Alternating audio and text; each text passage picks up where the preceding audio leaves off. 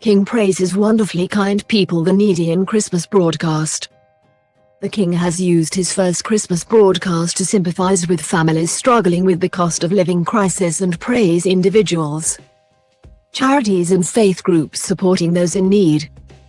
Charles spoke about the great anxiety and hardship experienced by many trying to pay their bills and to keep their families fed and warm during his televised message, which featured footage of a food bank and other scenes of meals being distributed to the homeless. The country is grappling with an economic crisis due in part to the war in Ukraine, and the monarch also praised volunteers, paying tribute to the wonderfully kind people who donated food or their time. Charles delivered his historic Christmas broadcast standing in the choir of St. George's Chapel, mirroring the late Queen's 1999 festive address, and it followed his mother's well-established template. A personal reflection on the year, touching on current issues and with a Christian framework.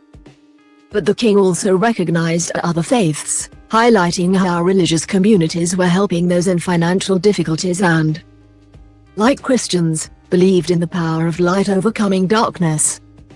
The central theme was a celebration of selfless dedication, a value embodied by Queen Elizabeth and reflected in the actions of many, from the emergency services to public-spirited individuals, which helped to build and strengthen communities.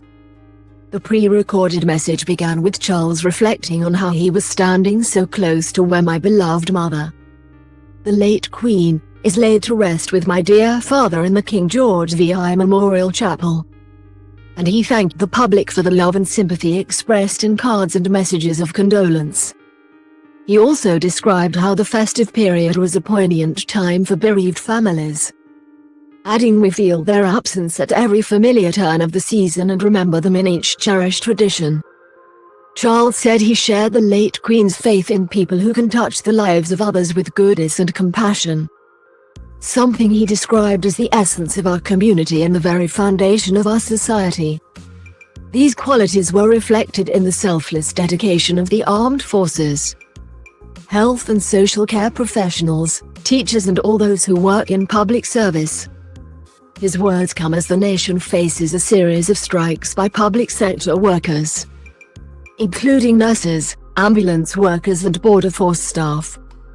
Charles added, "And at this time of great anxiety and hardship, be it for those around the world facing conflict, famine or natural disaster, or for those at home finding ways to pay their bills and to keep their families fed and warm, we see it in the humanity of people throughout our nations and the Commonwealth who so readily respond to the plight of others. I particularly want to pay tribute to all those wonderfully kind people who so generously give food or donations, or that most precious commodity of all, their time, to support those around them in greatest need, together with the many charitable organizations which do such extraordinary work in the most difficult circumstances." Footage was shown of the armed forces and emergency services at work, from soldiers carrying sandbags to a speeding ambulance, followed by doctors and nurses on a ward and care workers in a home. The King's son and daughter-in-law were shown during a visit to St. Thomas Church in Swansea in September. And he said, "The Prince and Princess of Wales recently visited Wales, shining a light on practical examples of this community spirit." William and Kate's trip to Swansea, and earlier that day to Anglesey, was their first visit to Wales since receiving their titles, and the Prince helped pack a family food parcel for a food bank based at the St. Thomas, while the Princess chatted to community nursery nurses who refer mothers to the church's on-site baby bank. Other members of the royal family were shown at official events, from the Queen's 2018 visit to the RAF Club in London to the Queen Consort handing children Paddington bears left in memory of the late monarch. The Earl and Countess of Wessex and Princess Royal were also featured, but there were no images of the Duke and Duchess of Sussex, who stepped down as working royals in 2020. A few days before the late Queen's funeral on the 19th of October, Charles told faith leaders gathered at Buckingham Palace, "As monarch he had an important role to discharge, the duty to protect the diversity of our country, including by protecting the space for faith itself and its practice through the religions, cultures, traditions and beliefs to which our hearts and minds direct us as individuals.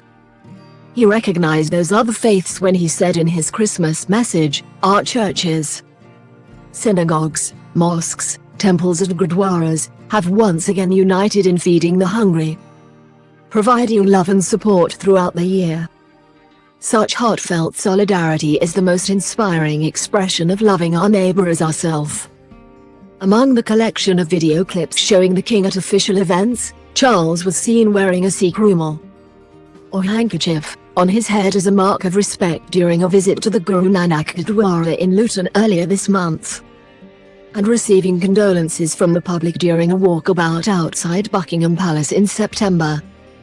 His own faith was another central theme, and he spoke about fulfilling a lifelong wish to visit Bethlehem in 2020 and stand close to the sacred site in the Church of the Nativity that marks the spot where Christians believe Jesus Christ was born.